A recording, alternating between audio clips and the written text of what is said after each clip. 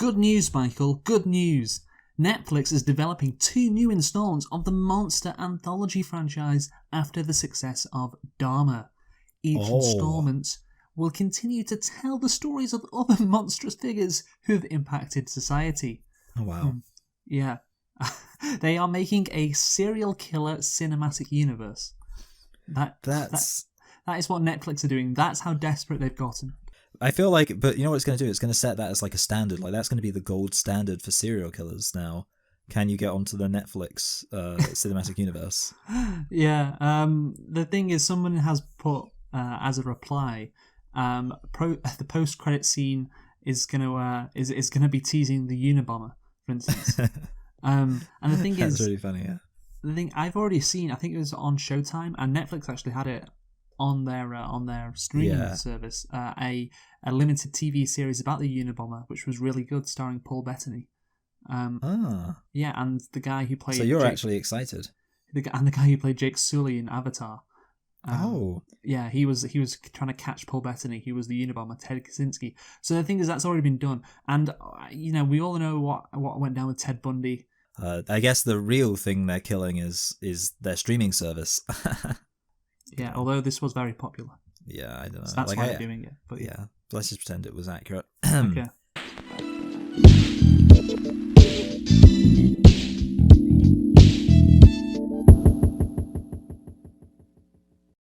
Hello and welcome to Select and Reflect, the movie review podcast where we look at films that have come out in the near and distant past. We give them a couple of watches and evaluate them beyond first impressions. I'm your host Michael and I'm joined as always by my co-host Luke, and this week we are celebrating the release of Black Panther Wakanda Forever by looking at the film Black Panther. Now there is an interesting extra detail here, which is that we've already done an episode on Black Panther before, but basically Luke felt like it was worth returning back to. He's the one who's in charge of what films we do. So Luke, why don't you tell us a thing or two about Black Panther, and perhaps even if you liked, you could elaborate on why you felt we should return back to this after all these years. Michael. So you want to know about Black Panther, do you? Yeah. A Black Panther is the melanistic colour variants of the leopard, Panthera pardus, and the jaguar. I thought the Black Panthers... I was just about to jump in and be like, I thought they could also be jaguars. Why do you never let me finish, Michael? I know. Well, I didn't think so, but isn't it impressive that I was just about to interrupt with something, or I did, with something, and then you were just about to say it? Isn't that kind of cool? Black panthers of both species have excess black pigments, but their typical rosettes are also present. So there you have it. Are their typical rosettes different shades of black then? I don't know. Maybe. But anyway, that's Black Panther. So yeah. Thank you. Black Panther. Why are we doing this, Michael? Well, because of course Black Panther, Wakanda Forever, is coming out. Sorry? You're racist for doing the voice, the accent. That makes you a racist. Yes. The thing is, we did Black Panther once before, but I wasn't really happy with how that went, because I was like, you know what? Rewatching it and reevaluating it has made me have some different takes on it, and we're going to do a better review of Black Panther. And of course, for the record, I can't guarantee that I'll give a better review, because maybe I don't know. For all you know, I have all the exact same takes. You'll just have to wait and see. Well, we'll see. And of course, this was one of the most famous movies in recent time because of the discourse it generated. So why not go back to that well? And yeah, it's fun watching it again after all these years. I found it fun, not because I necessarily liked the movie. We'll get into that, but this is Black Panther. Remember Black Panther? Yeah, it is nice to return back to an old film that you've seen before. It's like going back in time. Yeah, and which of course was which was then everyone's minds like 4 years ago, and it's like, oh yeah, Black Panther Wakanda Forever is coming out like this week. Nobody really cares.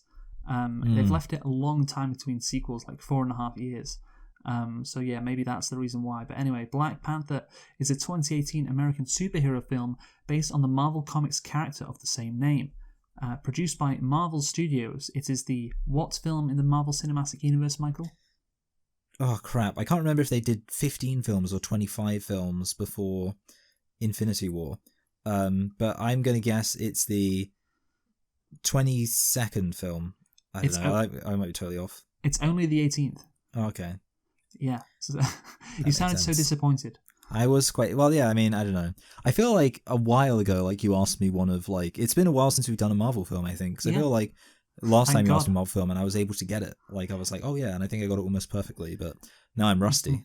Okay, so this is directed by Ryan Coogler, written by Ryan Coogler and Joe Robert Cole, based on Black Panther by Stan Lee and Jack Kirby, and it stars Chadwick Boseman, R.I.P., Michael B. Jordan, Lupita R.I.P. Nyong'o, Dene Gurra, Martin Freeman, Daniel Kaluuya, Letitia Wright, Winston Duke, Angela Bassett, Forrest Whitaker, and Andy Serkis. I believe Dene Gurra is the general, you know. Yes, yes. You like to do impressions of the general The lady. general, yes. Yeah, isn't that cool, Michael, that the general, they're all women and they have shaved heads? Yeah, like it's a bit like that Warrior King movie starring Viola Davis, Oh, or whatever yeah. it was called. Yeah, the woman king. Is that Yeah. it? Yeah. I actually looked on Wikipedia. She said that that movie could not get made without Black Panther.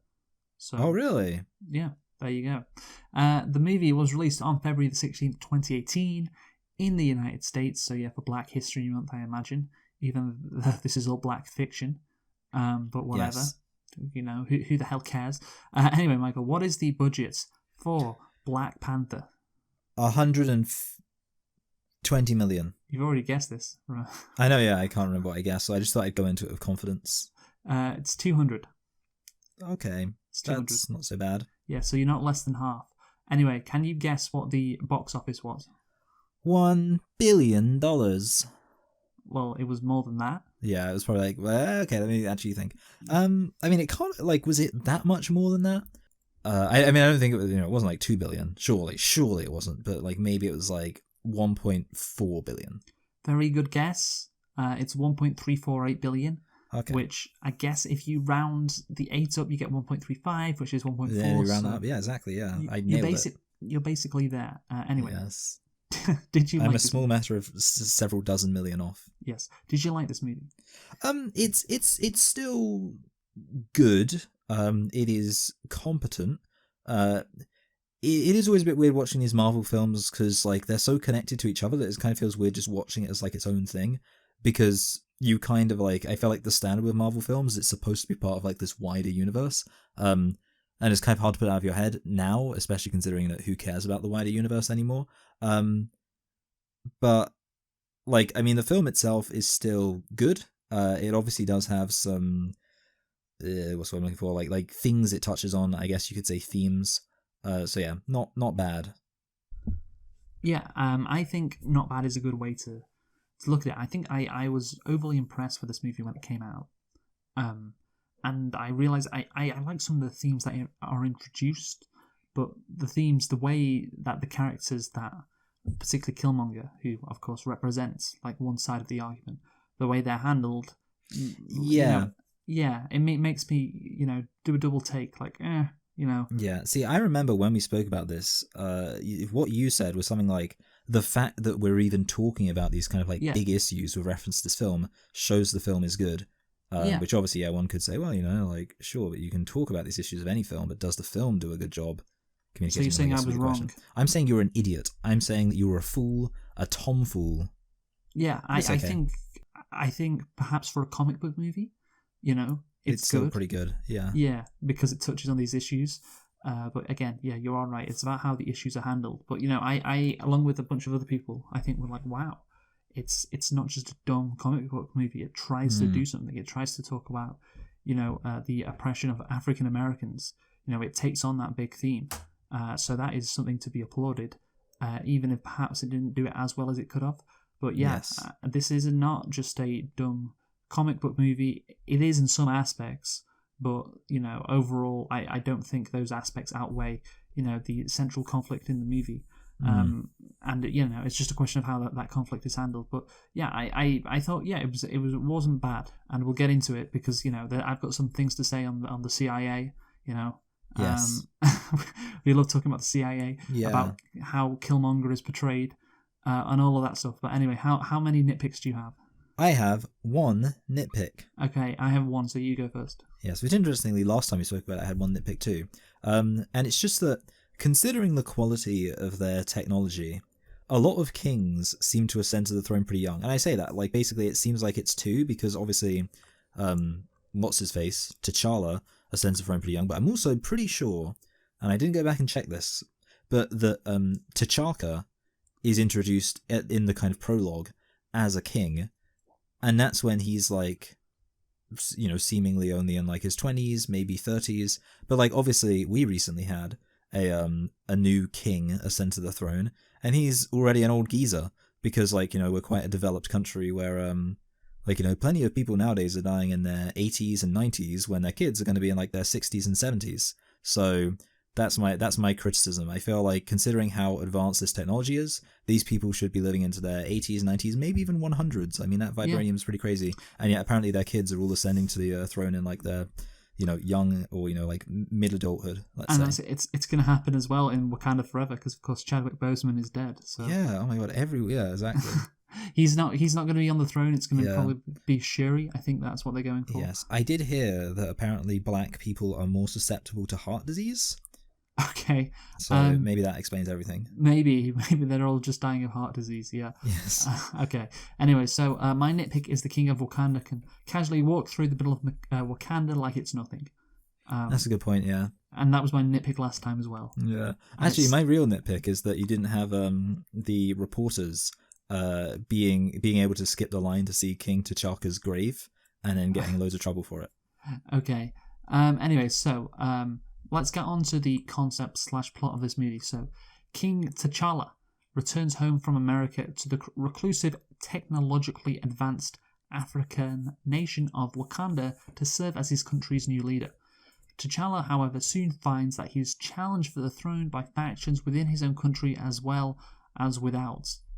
Does that work grammatically, Michael? Yeah, it is. It's a weird thing that people do say, but yeah, technically speaking, you can say within and without, but it's obviously stupid, because usually when people say without, they mean, you know, not having. Yeah, exactly, yeah. Anyway, T'Challa obviously uses powers reserved for Wakandan kings, and he assumes the Black Panther mantle to join with his girlfriend Nakia, the Queen Mother, his Princess Kid sister, member of the Dora Milaje, which is the Wakandan Special Forces, and an American secret agent. Interesting. Yes. To prevent Wakanda from being dragged into a world war. So you have a basic plot, really. So he's ascending to the throne is T'Challa. Someone challenges him to the throne, and he has to win it back. You know, kind of like The Lion King, I think we said last time as well. Yes, and of course it involves the monarchy and a battle for the throne, you know, within the kingdom. That's standard stuff for a movie about the monarchy, and or a TV series, you know, hence Game of Thrones, of course. Yes, and the characters' motivations and the context of Wakanda make it interesting, I think. But yeah, the plot, of course, it's not that complicated, is it, Michael? No, yeah, it is very simple when you watch it. It'll be interesting to see how many lines Killmonger or Michael B. Jordan has in like the first half of the movie, because it's pretty damn low, and in the second half, he suddenly becomes a very important character. So anyway, let's talk firstly, though, Michael, about the cultural significance of Black Panther, because you know, this movie, I think it was pretty big, right, back in 2018 among black people. They really liked it, didn't they?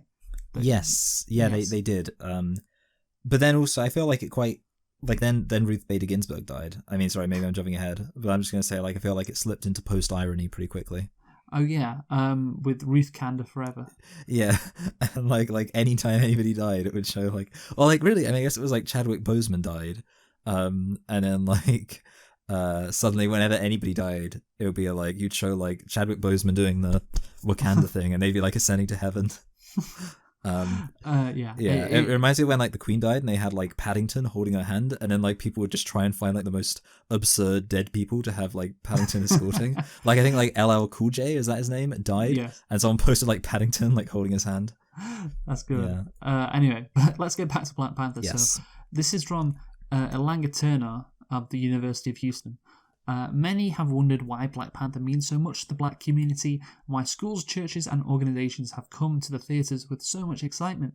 The answer is that the movie brings a moment of positivity to a group of people often not the centrepiece of Hollywood movies. Racial and ethnic socialization helps to strengthen identity and helps reduce the likelihood of internalizing negative stereotypes about one's ethnic group. So yeah, this allows black people, I guess, to dream. It's like, oh yeah, look at that! Wow, we could finally get a superhero about us, and it's in this black country in Africa as well.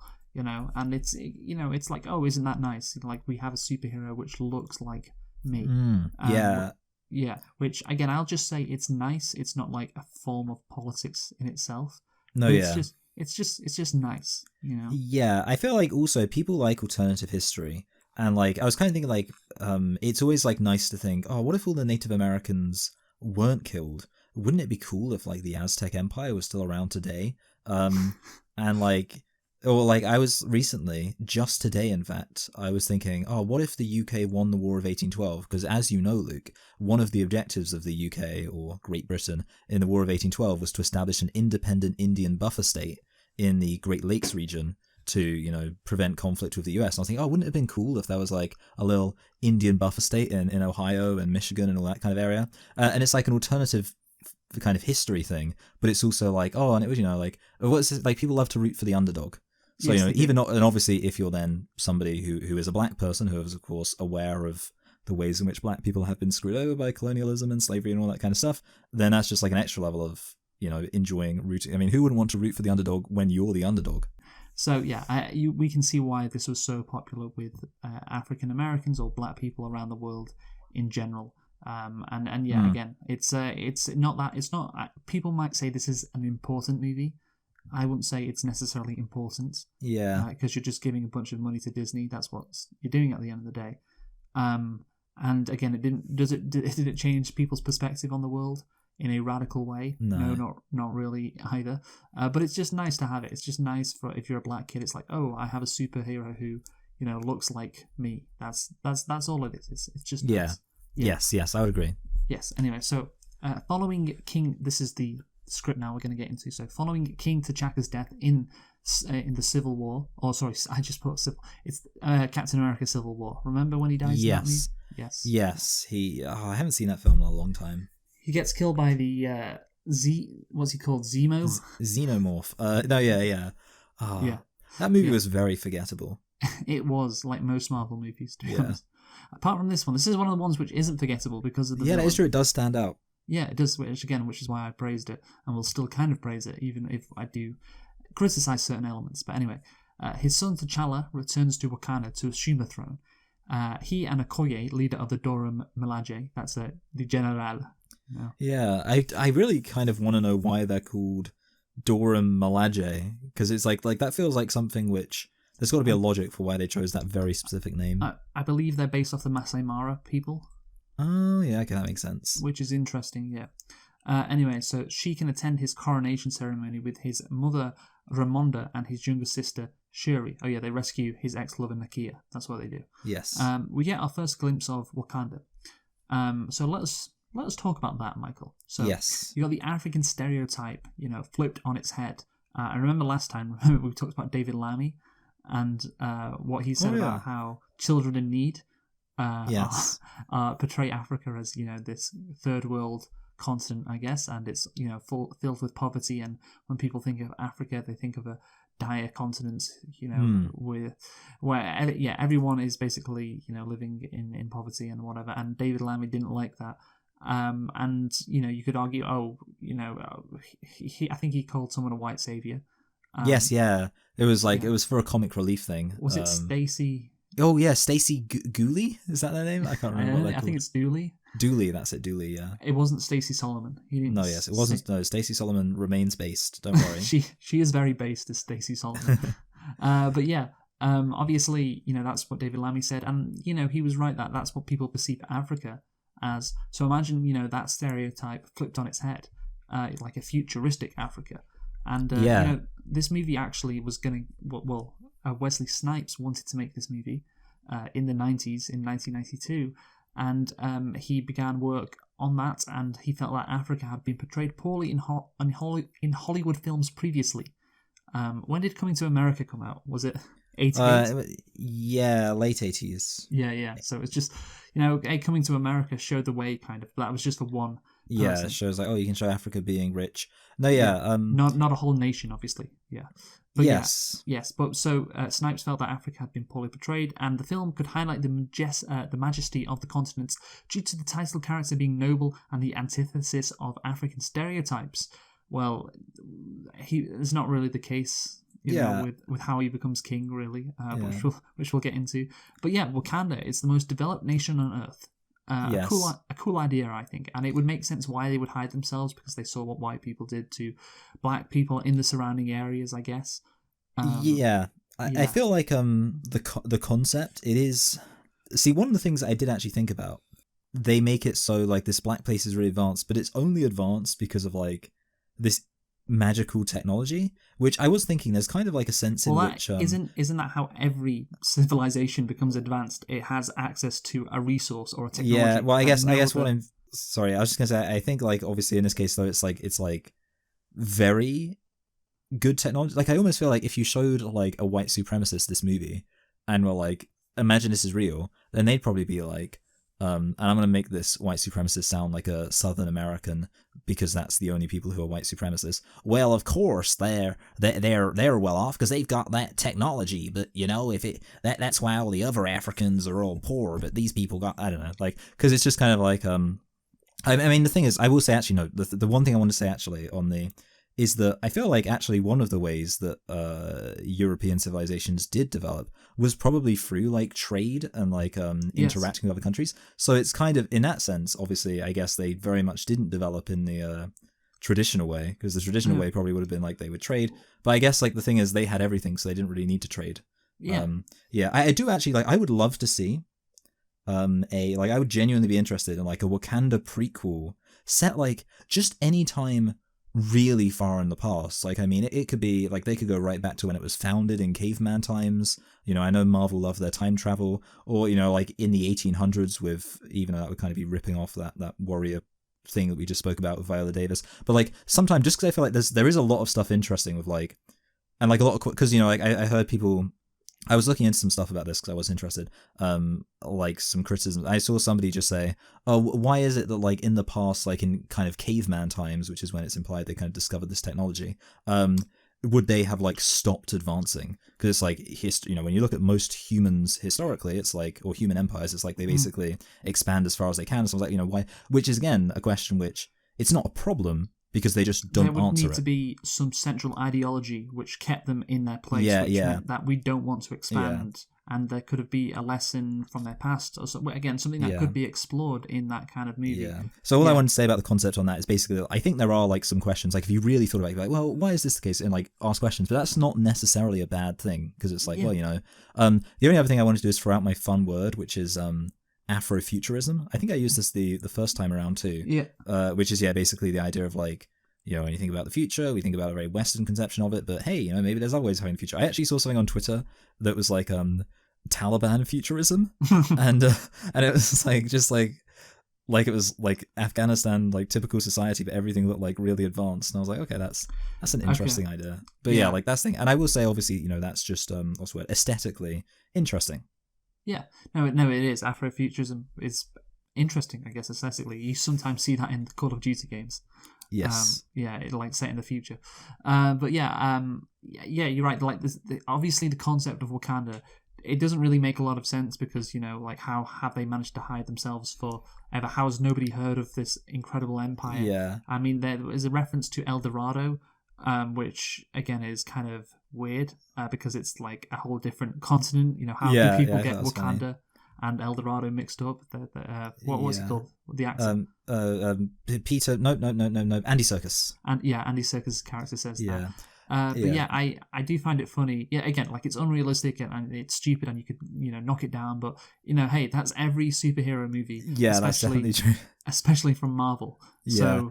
So one thing actually I did want to say that I did think was especially funny is that where it's set, like if you like where the location of Wakanda is, it's kind of like set in like the Burundi, Rwanda kind of area. And I was thinking I'm pretty sure that's where like the source of the Nile is. And I was kind of thinking like, obviously the source of the Nile is like a Now famous like. they're further south.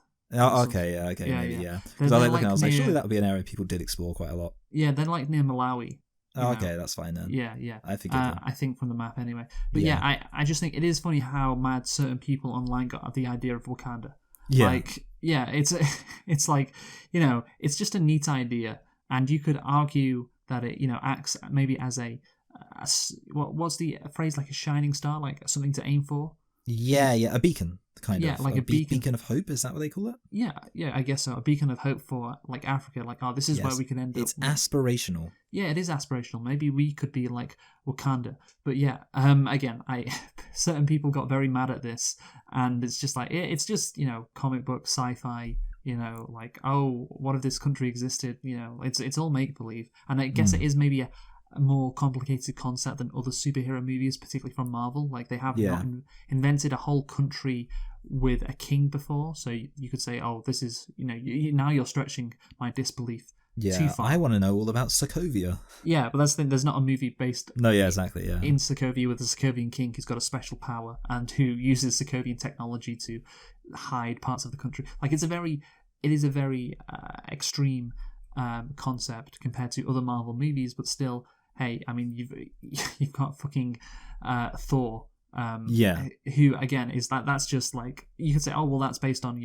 like myths and so on, but like Asgard, that whole Asgard thing is something that nobody ever questions, do they? No, yeah, and again, it's like, oh, the argument, oh, it's based on myths from Vikings 1,000 years ago. It's still it's still something that is made up. So yeah, I think that's fine. Anyway, so Claw, which is Andy Serkis's character, and his accomplice Eric Stevens steal a Wakandan artifact from the London Museum, and of course we are introduced to Killmonger. So let's talk about him now. A very good villain, Killmonger. I remember I read a tweet in the first review where I said a black person watching the movie, like when Killmonger was giving his speeches about liberation, like this person fist bumped, in the theatre. It was like, yes. And I think he represents like a part of black people who rightly feel aggrieved at the world, which we can see from the British Museum scene. Again, all these artifacts which are from borrowed. Africa. Yes, borrowed, which are from Africa. It's like, well, why the hell are they in the British Museum? Have you been to the British Museum, Michael? I think I have when I was very little, but I haven't been there recently. No, genuinely, when I did go when I was probably like 15, I think that's when I went. And I remember looking at all the artifacts from, like, there was stuff from Peru, obviously from Africa, and I'm like, wait, why is all that stuff in here? It's the British Museum. Like, yeah, it's like, it's the fact we called it the British Museum. Yes. Like, if we could have, I don't know, we could have just called it the museum. Yeah. Just, we already rubbed it in. The museum. That's the thing. I was confused. It's like, wait, I genuinely was confused about why are there artifacts from all over the world in this British Museum. Yeah, that is weird.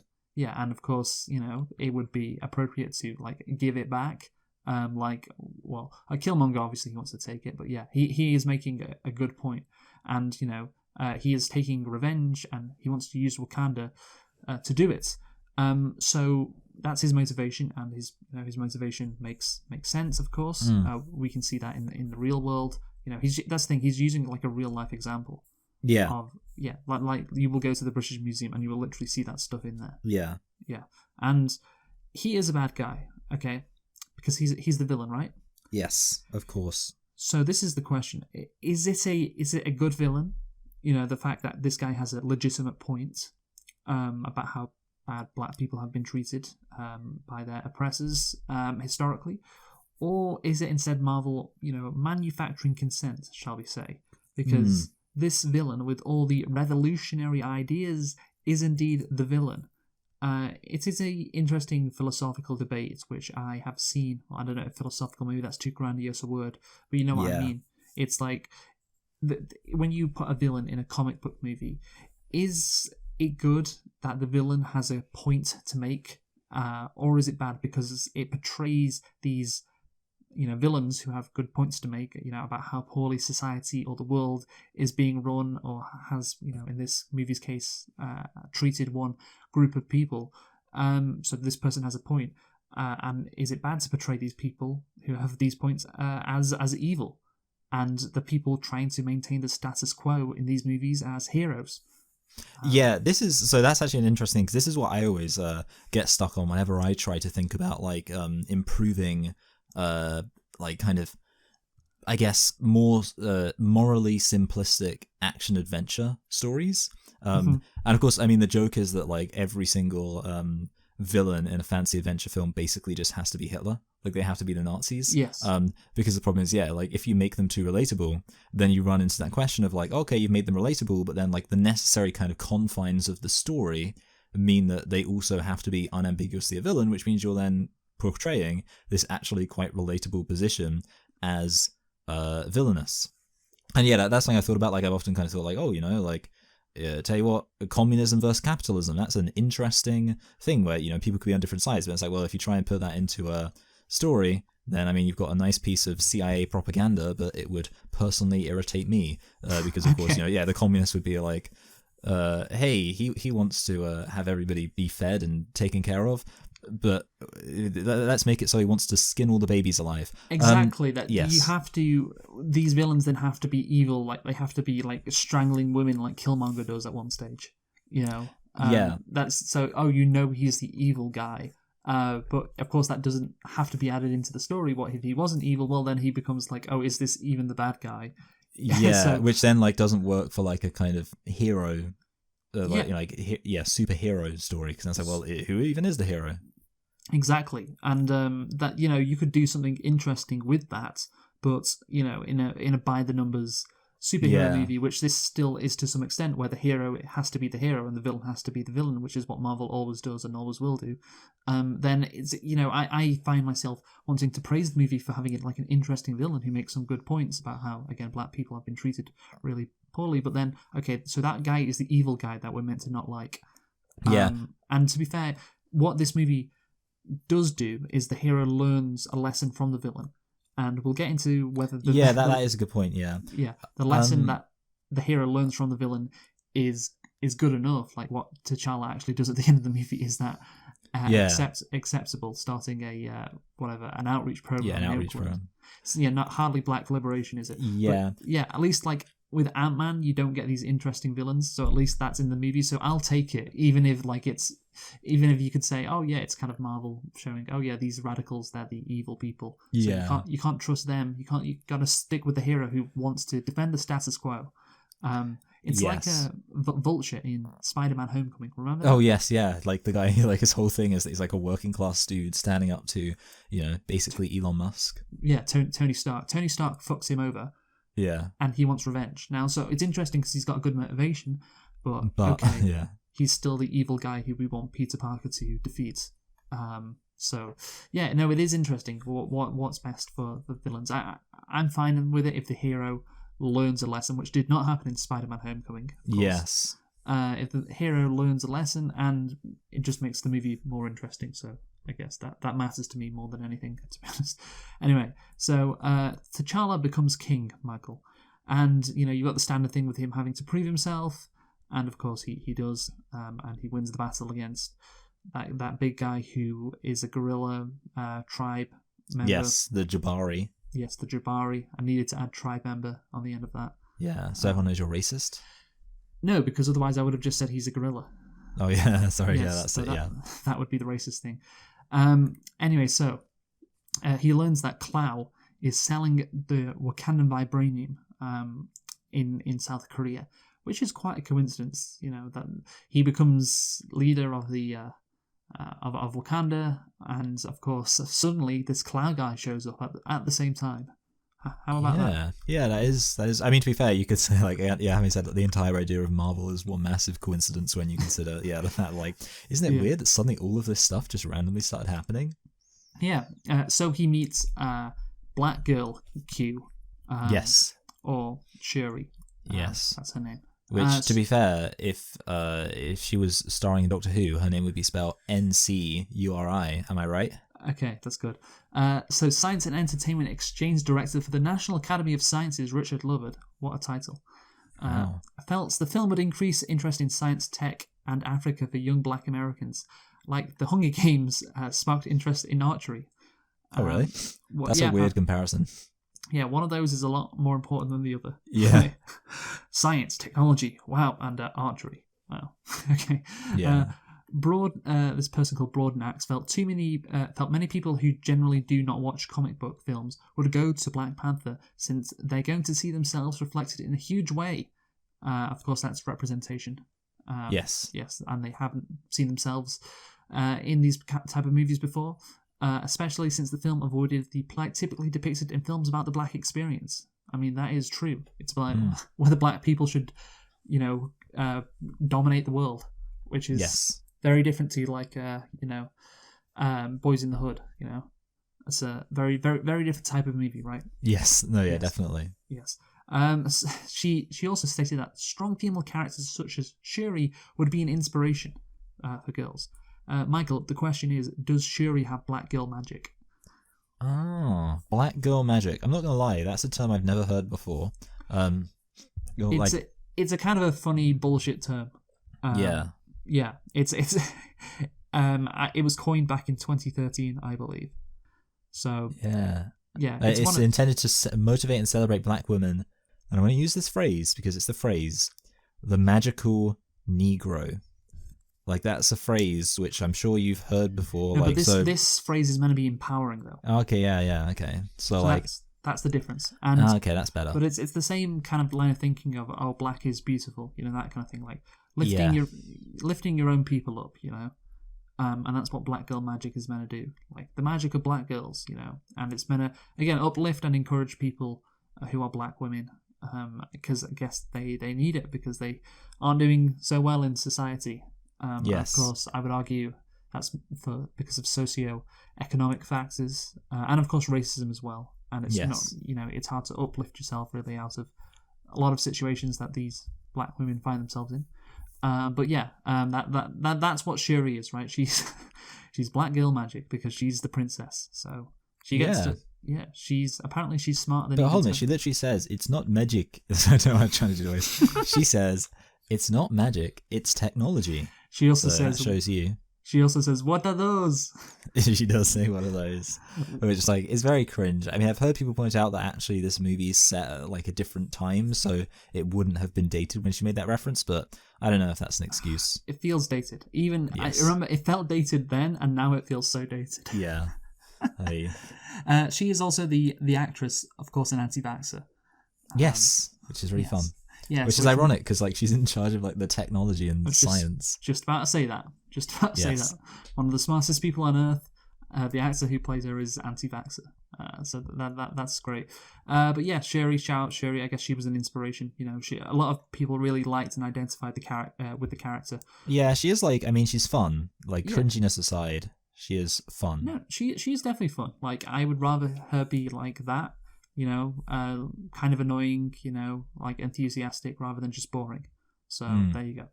And yeah, a lot of people liked her. So yeah, just thought we'd mention her. So T'Challa, Okoye, and Nakia travel to South Korea, where Cloud plans to sell the artifact to CIA agents Everett K. Ross. Of course, the CIA wants to get their hands on that vibranium. Of course they do. A firefight erupts and Cloud attempts to flee, but is caught by T'Challa, who releases him to Ross. Cloud tells Ross that Wakanda's international image is a front for a technologically advanced civilization. So, So this is when we get into the CIA stuff, Michael. I've got a few things to say on this. Okay. Number one, so the CIA agent guy Ross does believe him. Okay, which makes him seem clueless because, he believes him, but he seems surprised by what he's saying. He seems taken aback. It's like, oh, really? Okay, that's interesting. Surely the CIA would at least suspect Wakanda would be hiding more. Vibranium, of course. They wouldn't just believe the word of the king, who were like, oh yeah, this very valuable element.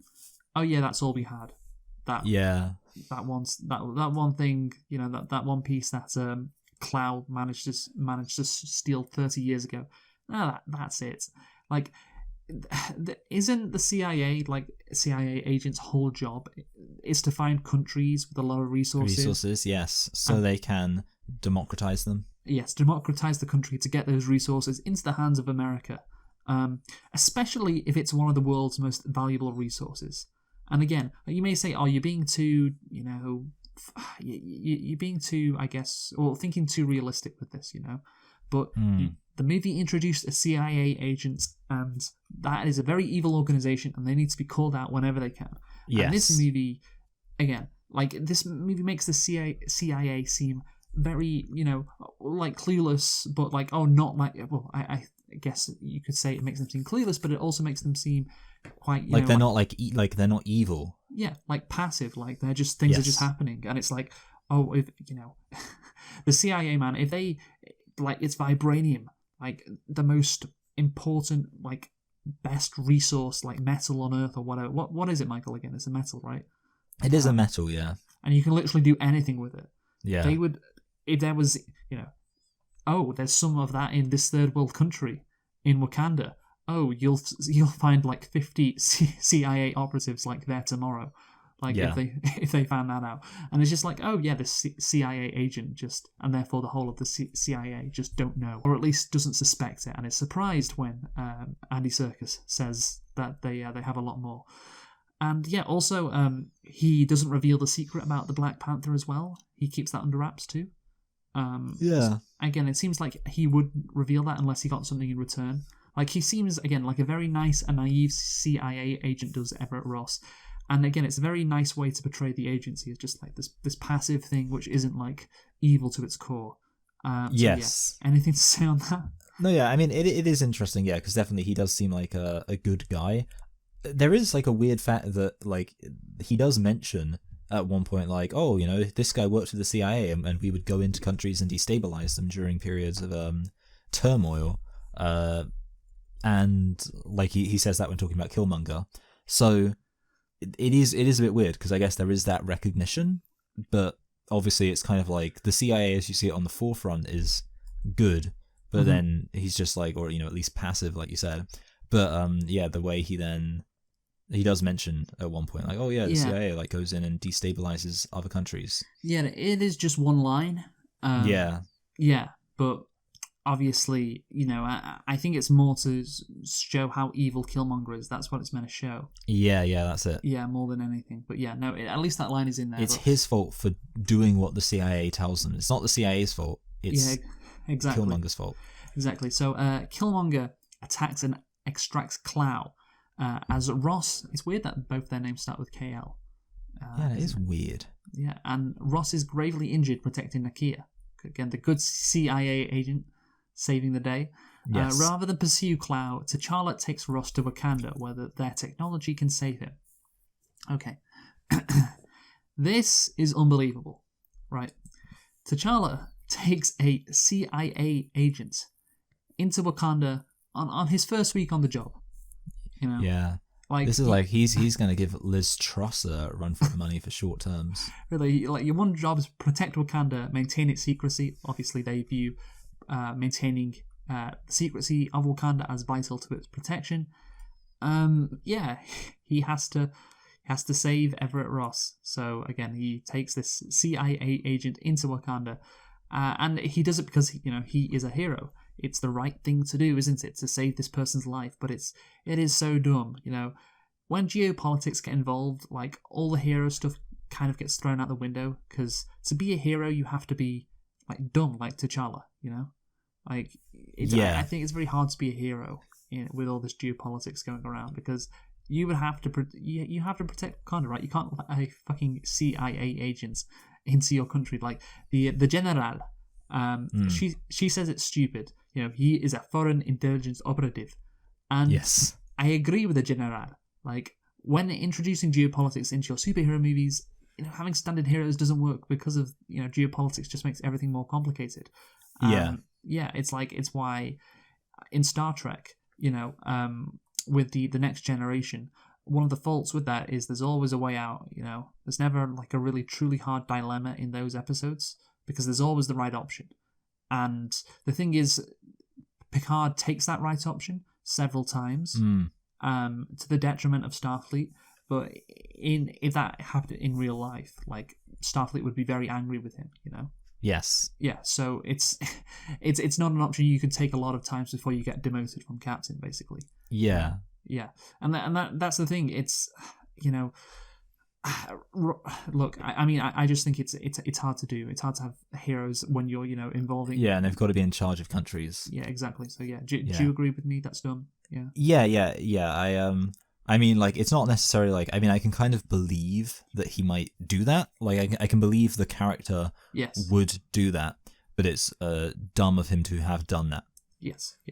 And Ross, of course, doesn't just work for any foreign intelligence service. Yes, specifically the CIA. The CIA, the mother of them all. You know, and if anything, the General is underselling it. Like it's like inviting a fox into the henhouse.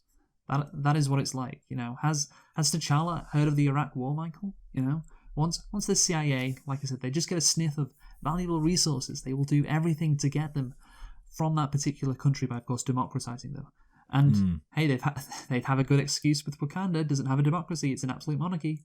You know? That is true. Yeah. Yeah. So yeah, the CIA is, again, in this movie, it's portrayed as not a threat.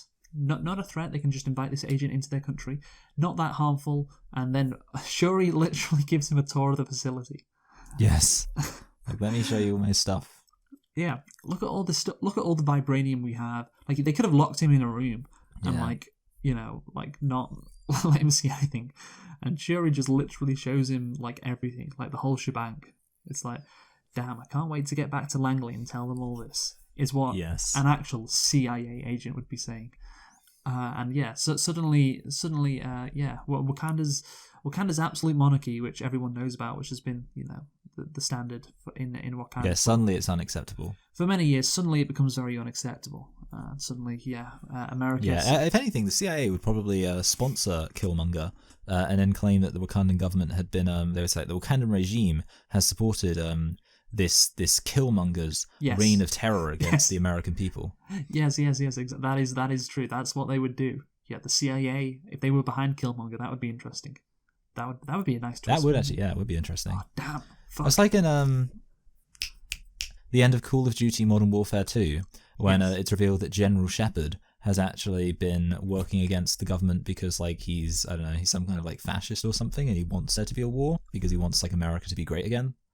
Yeah, no, it's not really that per se, exactly because Killmonger would be a puppet of them. You know, he would be a useful idiot somewhat. But yeah, obviously, no, that would be a very nice twist. God damn it. Now this movie has to go down a rating because because they missed an opportunity. But again, I don't think Marvel would let them do that. Anyway, T'Challa confronts Zuri about N'Jobu, which is Killmonger's real name. Zuri explains that Killmonger plans to share... Sorry, no. N'Jobu is Killmonger's dad. Yeah. Oh, yeah. I was trying to remember how it was. Yeah. Yeah, N'Jobu plans to share Wakanda's tech with people of African descent around the world to help them conquer their oppressors. As T'Chaka arrested N'Jobu, the latter attacked Zuri and forced T'Chaka to kill him. T'Chaka ordered Zuri to lie that N'Jobu had disappeared and left behind N'Jobu's American son to maintain the lie. And of course, his American son is, of course, Killmonger, and he leaves him in Oakland. So, of course, the boy grew up to be Killmonger, a Black Ops US Navy SEAL. So basically, Wakanda has abandoned black people, just basically like they abandoned Killmonger, which is, you know, poetic in some ways, Michael, isn't it? Yes. He's a stand-in for all of the black people all over the world. Yeah, who have been abandoned just like they abandoned him. And, you know, his N'Jobu's son was radicalized because his dad was not listened to. And again, his dad wanted to help black people, and again, he possibly wanted a revolution, I think. And because he was not listened to, you know, his son evolved into having... Is his son more radical than his dad? I don't think we really see, like, we don't get the full extent of, like, what his dad's got going on, but it seems like, I mean, his dad doesn't... I think if his dad was supposed to be seen as more radical, they would have made him seem more radical, so probably. Yeah, but yeah, it's nice though that, like, if you're not looking after, like, these, you know, or if you're not helping, which you should do, you're not helping the black population at large, which is clearly what Coogler thinks should happen and what T'Challa learns is the correct thing to do at the end of the movie. Therefore, if you don't help, you'll this more radical idea fester, and therefore you will let it evolve into, oh yeah, let's start a war with the rest of the world as Wakanda. And yeah, you got some nice themes and a nice twist with the movie as well. With this kid is actually can actually fight for the throne. Like, this person actually exists. And although I will say that's how monarchy movies kind of generally go, right? Yeah. Like, there's some heir who can challenge for the throne, The Return of the King. Yeah, who you didn't necessarily know was an heir. Now he's back, and there's the drama. But yeah, do you think it's like it's got some, this part of the movie especially, it's some nice themes. I especially like the symbolism of leaving Killmonger. In Oakland, just like again, what Wakanda has in this movie, left those Black Americans in Oakland in general. To fend for themselves without helping them. Yeah. I think it shows like them abandoning their responsibilities, or like maybe not their responsibilities, kind of like their moral obligation to the rest of the world, or the rest of Black people, and their isolationist policies, which I guess is what's being criticized. Their isolationism. Yeah. It's the should you help people with who have African descent, because look how badly they've been treated. Yeah. By the way, I want to say, like, while we're on the subject of this, what the dad did, what T'Chaka did, isn't actually that bad. Like, they try and have like this massive moral, or like rather, okay, the thing is like killing. So like they have a massive moral conflict for T'Challa over what his dad did, but specifically the dad killing the brother wasn't such a bad, killing his brother wasn't really a bad thing, considering the brother was just about to kill James Forrest Whitaker. Yeah, James. That's it. Yeah. His real name, I think, is Zuri. Like, yeah. If anything, you could say that killing a relative because your relative's done something bad, or is about to kill somebody, is kind of the heroic thing to do, because it's showing that you're prioritizing. So, but the thing is, obviously, the funny thing is that there is a legitimate criticism of their behavior in the kind of wider context. But like, it's funny that T'Challa's like upset about the specific act of saving Forrest Whitaker's life by killing the dad when. That's not really the bad thing. So Killmonger obviously wants to challenge T'Challa, and T'Challa accepts because he's very noble. He really gets upstaged in this movie, doesn't he, T'Challa? He's just a very like one-dimensional character, isn't he? He's not actually that impressive as like a person. Yeah, I must always do what is right. I'm a good person. That's his character essentially. And of course, Killmonger defeats T'Challa, but this is again one of the bad things about Wakanda, and we talked about it last time. So this super futuristic African country still decides its leaders by fighting. Yes, it has an absolute monarchy. As well, it has not progressed despite all the technology. Like, if anything, that's racist. That's what I was going to say. If you think about it, it's a kind of a diss at Africa, that you would insist in your movie that they would still be doing this shit. Like, all this technology, and you still have this absolute monarchy and all the tribes, and you have to fight under a waterfall to be leader of this country.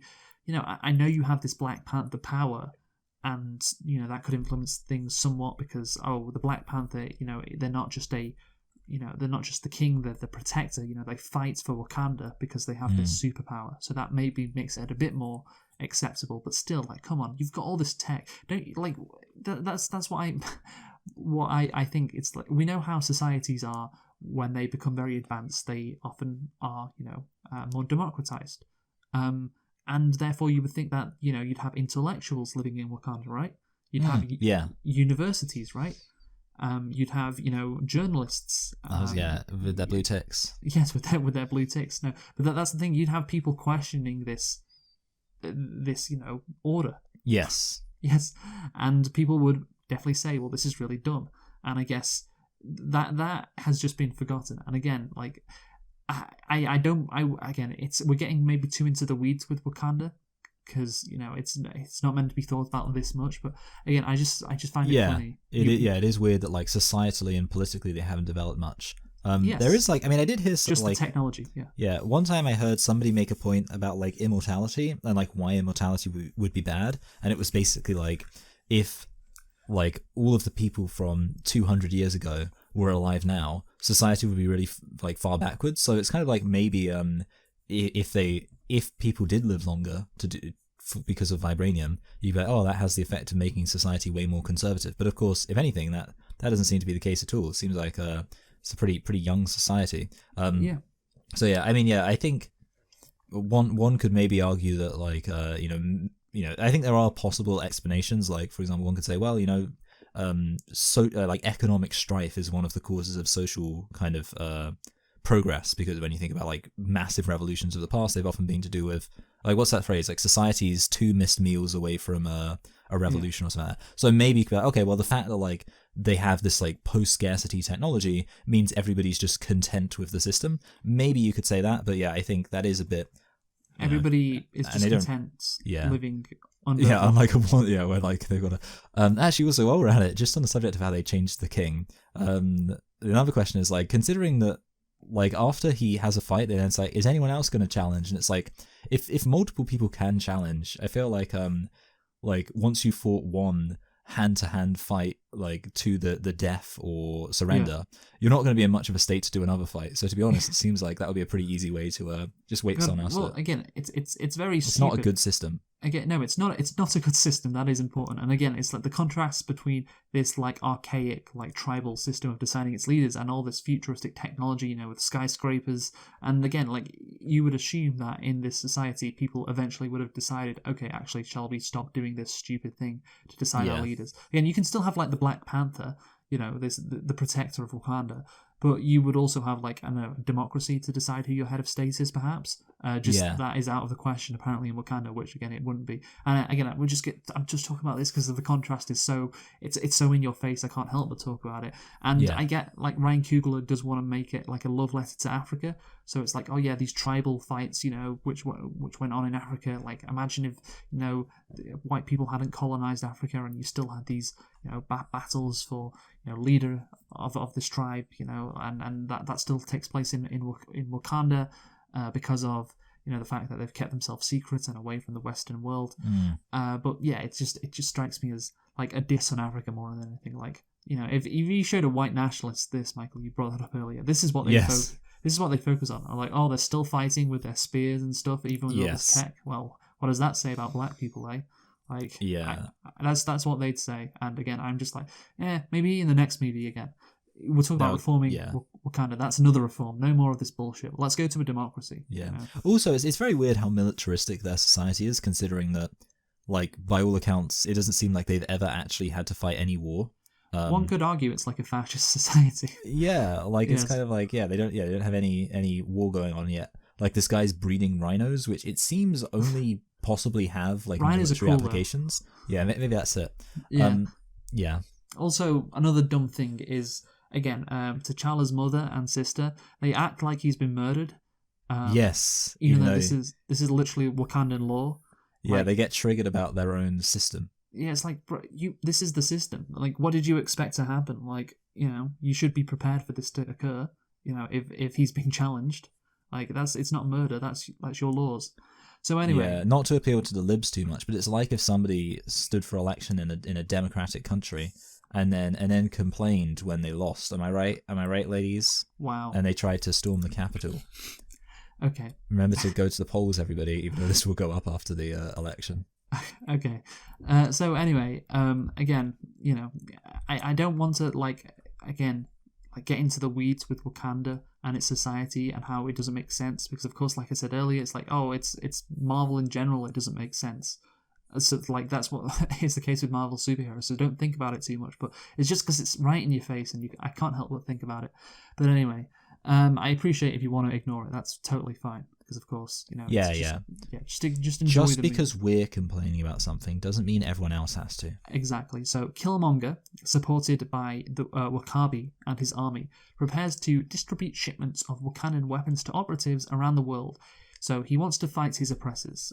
Again, it's kind of like a revenge fantasy, if you will, for black people who've been oppressed. Or is it something and that's the thing actually. It's revenge fantasy. It doesn't sound very sophisticated, does it? No, yeah. It sounds kind of like it's not really thought through this plan. It's kind of like a reactionary backlash to this, and that is what Canadian Dimension writer James Wilt said. So do you want to hear what he said, Michael? I would love to hear what he said. So this is about Killmonger. So obviously, at its core, Black Panther contains a fundamentally reactionary understanding of black liberation that blatantly advocates respectability politics over revolution. So it allows white folks such as myself to feel extremely comfortable watching it. Because, of course, this person who advocates for revolution is, this bloodlust, rage-induced, maniac who doesn't, who you get the sense hasn't thought carefully about this and he is just fueled by hate. Yeah, he's uppity.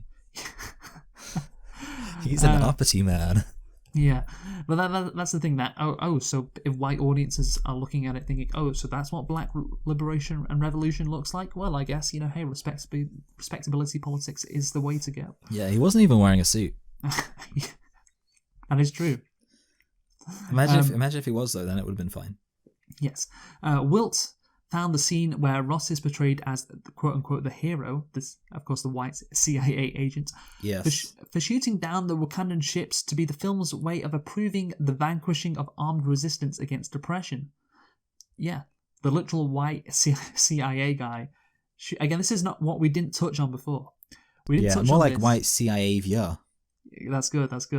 This is what we didn't touch on in our original review, which is one of the reasons why I wanted to bring this up. Because I'm reading this and I'm watching this again in a new light, and I'm thinking, oh yeah, this is literally, T'Challa and the white guy, this white CIA guy, team up to stop the black militaristic guy.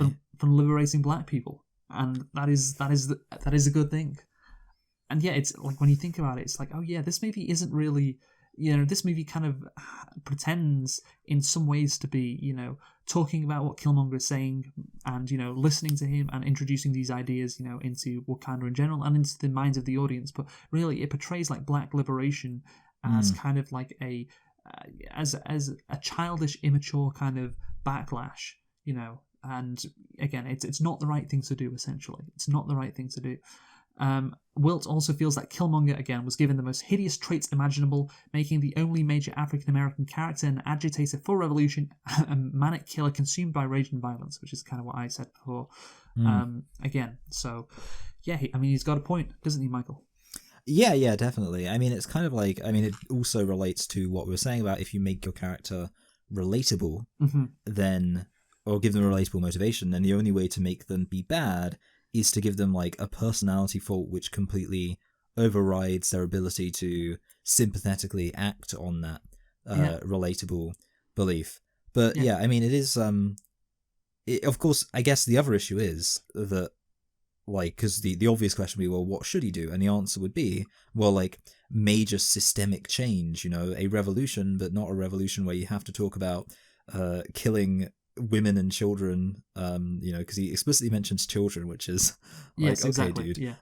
Also, but people are sitting in there, in the cinema, think, oh, that's what black liberate. Oh, that's what they want to do. Oh, but like, obviously, so it could be like if he said, no, we're going to do something like enforce, like, we're going to take over and we're going to have, we're going to do wealth redistribution. And it's like, oh, that would probably help. But then of course, if T'Challa killed him because he wanted to do wealth redistribution, then it'll be like he's not, then T'Challa's not a good guy. Yeah, but that's the issue. Yeah, exactly. And again, Russell Rickford wrote that Killmonger's role as a character is to discredit radical internationalism.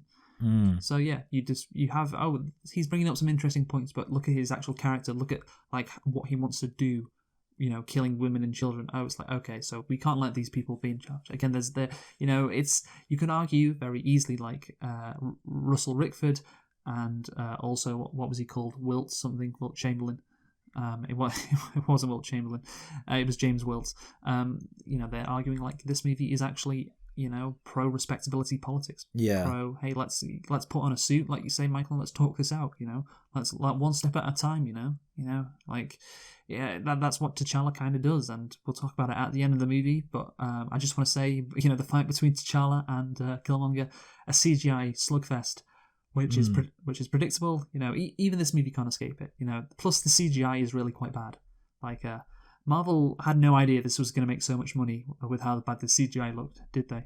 No, it's crazy. Like how bad it looks. Yes, it is very bad. Particularly, when they're on the train track. Yes. That's oh dear me, that's bad. Yeah. I guess Ryan Coogler couldn't avoid it. Like Marvel said, you have to have T'Challa and Killmonger fight in the third act, and it's going to be a CGI slugfest. Yeah, I did want to say I also feel like to an extent the CGI undercut the, like, I wasn't as wowed by the look of Wakanda itself. I know this is going back a bit, but like I might as well mention now while we're talking about the bad CGI. Because like I feel like it doesn't really feel quite like you're there for like the most impressive shots. So obviously like when they're walking through the market and stuff like well obviously they're already there. But for like the panning shots where you're like, okay, I can see like these are like skyscrapers and all that kind of stuff, but it just didn't feel quite real. And like I think I've seen urban landscapes in films which probably have been CGI that have like kind of wowed me. I feel like maybe the CGI for, because obviously Wakanda was totally CGI, and I guess there was a lot of stuff to render. I think they didn't quite make it look as realistic as they could have. No, I agree. It doesn't look that good, really. But yeah, and certainly the end is the worst for the CGI. That's when it's very noticeable. Oh yeah, this is all not real. So T'Challa disrupts Killmonger's suit and stabs him. Killmonger refuses to be healed, choosing to die a free man rather than be incarcerated. So he says, I like my ancestors who jumped off the ships, Yeah. Yeah. Which is weird because I feel like a lot of actual revolutionaries did end up spending time in prison. So clearly he didn't study as Lenin. Yeah, I mean, it's up to interpretation, really. So he is part of a global black community and wants to, but that's how he sees himself. And he wants to make Wakanda, again, he doesn't want to make Wakanda a force for good. He wants to make it, like, use it as a weapon for revenge, I guess. There is a line early on in the movie where someone says to T'Challa, I think it's Shuri, like, just because something works doesn't mean it can't be improved. Yes. And that is this film. That is what T'Challa, that's the lesson he learns, because he does, again, to give the movie credit, he does learn the lesson from the villain. He doesn't just dismiss them like in Spider-Man Homecoming. Like, Stark doesn't sit back and think, maybe I have been too much of a dick, like fucking over the little guy, like Michael Keaton's character, Vulture. That doesn't happen, but in this movie... Instead you get what is it, Far From Home, which like completely doubles down on like him being like a prep school kid. Spider-Man, as the defender of Tony Stark, a billionaire. Yes. Anyway, obviously T'Challa, he learns a lesson from Killmonger, and you say, well, that's good. That is very good. But what does he do with, the lesson is, okay, Wakanda has to become a force for good in the world. You can't just isolate yourself. You have to help like this global black community. Like, you have to do that. And he doesn't really, he gets that lesson, but he doesn't really do a lot with it, at least in this film. He starts with an outreach center in Oakland. Yes. Which I feel like is a very centrist thing to do, Like, yeah. Like, you're just completely new to Killmonger's arguments. Like, oh yeah, no, we need black liberation. We need, Wakanda as like a weapon against this this world which has oppressed black people. Yeah, it reminds me of like the porn stars meme. Like, best I can do is an outreach center. Best I can do is an outreach center in Oakland. Hey, Oakland. Hey, that's because that's where Killmonger was from. I think if Killmonger saw that, he'd be like insulted. Yeah, he would be really annoyed. Yeah, he'd be really pissed off. Yeah. And still, the existing global power structures remain in place. Yeah. Also, like in a way, like the fact that he did it specifically in Oakland, like the whole point of Killmonger's thing was like a kind of collectivist, non-individualist approach. So for T'Challa to be like, oh well, the one guy I know personally, it's literally like your kind of Blairite multi-millionaire or billionaire who like votes for policies that screw over the working class, but then like, oh, if they know a working class person, they'll treat them, they'll take them out on a cruise or something, I don't know. Yeah. Or like they give to charity, but like for their own pet causes, rather than systemic things. I actually want to say another thing about the politics, but No, I was just going to say, yeah.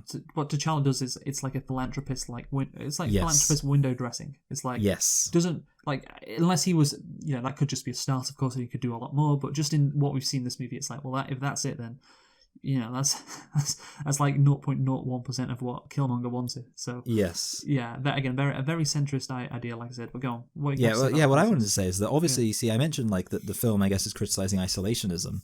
The funny thing is that the ultimate conclusion to the film, if you ignored the like racial aspect of it, could be seen as like justifying U.S. foreign policy, because basically the conclusion is, well, I suppose not, because I guess like they don't have a military approach to it, so maybe I'm kind of lying, but basically like it's the idea of kind of like we've got an international society, and like like a kind of paternalistic view of international society, where there's like states that have to kind of take care of other states.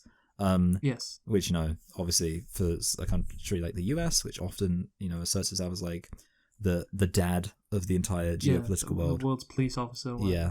Yeah. No, I get what you're saying, yeah. Anyway, let's conclude, Michael. You go first. Yes. So I actually wanted to see what I said in this film last time, and I realised it was back when I was still trying to rate every film relative to each other, or rank every film, and it's like, I don't think, I was just imagining, like, what if I tried to keep doing that? That would have been, like, we've reviewed so many films now. With that said, yeah, I'll just give it a ranking, and I think I'm feeling a low 7, which is, maybe not super generous, but so basically, like, I would say, as far as like just as a film, it's competent, but obviously, in some ways, the character of T'Challa is pretty simplistic. It is kind of pretty standard in terms of just plot progression and all that sort of stuff. Maybe a slightly interesting concept. For the theme stuff, it'll be like, well, it introduces some interesting questions, but then there is the kind of counterpoint, which we already covered, of like how they neuter it and don't really do it. So I'd say it's kind of a mixed bag on a lot of the points. Yes. But I did still enjoy watching it. So yeah, I think a low 7. Okay, yeah, a low 7 is fair. I have given it a 7.5. Yeah, again, I was debating 7.5 or 7. Maybe I should have gone for 7.25, but that'd be a bit ridiculous, wouldn't it? That would have been stupid. Yes. And yeah, I think this movie, again, like you said, it's competent. It's a very simple plot, as is often the case with these monarchist movies. Battling for the throne. It's simple, but you got the drama in there as well, which again keeps people engaged. And also, the motivations. Like one character, it's very interesting what he's saying, even if he is like kind of bastardized, really, or his ideology. The ideology that he perpetuates is bastardized by this character's actions, and how he behaves, killing everybody and like strangling people and wanting to murder people. Yeah, that is interesting. Of course, the CIA is portrayed very well. This movie portrays the CIA extremely well. Like, it's a great movie for the CIA, which maybe... Yeah, what is this? Jack Reacher? Is that the film? Like, what's Jack the thing? Ryan. Jack Ryan. Yeah. Jack Ryan. I remember listening to a review of Jack Ryan when he has to solve the problem with Venezuela. Wow. He has to go over there and make sure this evil Venezuelan dictator loses the election. Anyway, so yeah, it's kind of like that to some extent here. Not that obscene, but yeah, 7.5 for me. What are we reviewing next week, Michael? Next week we're reviewing another big film, which is Harry Potter and the Chamber of Secrets, and there's no specific reason apart from just that it's a 20-year anniversary. Yeah, the 20-year anniversary of HP, the Chamber of Secrets. Yeah. Although I do think of those films as very Christmassy, so maybe we should have done it later, but who cares? Well, they were released around Christmas, at least the first 2 films. That's why we're doing it at this time. Anyway, who have you been, Michael? I've been Michael. I've been Luke. Thanks for listening, and goodbye. Goodbye. And Wakanda forever. Ruthkanda forever. Oh wait, Michael, we forgot actually. We need to guess what Black Panther Wakanda Forever is going to get on Rotten Tomatoes. Yes, we do, Luke. How embarrassing that we almost forgot that. How embarrassing. Okay, so obviously the scores right now on the doors are: you are ahead by 5. You have 110. I have 115. The highest score is worse. So, Michael, are you ready to have a guess? I've got a number in my head. Okay. 3, 2, 1, 79. 80. Really? Oh my god. So it's not going to swing a lot. 80 to 79. Wow. That's funny. Wow. Interestingly, I was thinking of going for 84. Like that was another number I had in my head, which Okay. would have made it exact. But no, I'm going to stick with 80. So nothing's really is going to change. But anyway, yeah, that's it. See you guys next week. Goodbye. Yes. Goodbye.